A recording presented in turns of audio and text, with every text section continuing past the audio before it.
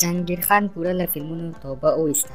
که غواړئ پوه شئ چې څنګه ویډیو تر اخره وګورئ، او که تر اوسه پورې مو زموږ چینل نه سبسکرایب کړی، همدا اوس زموږ چینل درسره سبسکرایب کړئ.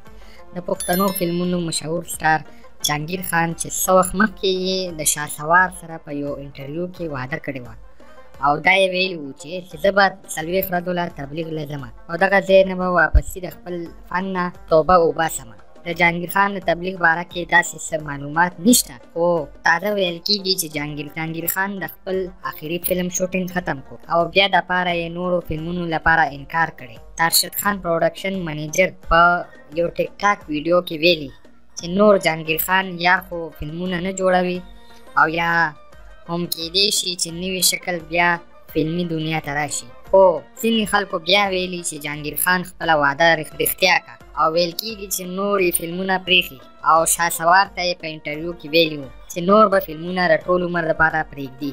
تاسو د جهانګیر خان د دې کار باره کې څه ویل غواړئ؟ موږ ته په کمنټ کې ولیکئ. تر بلې ویډیو پورې مې د الله په نوم باندې سپارم.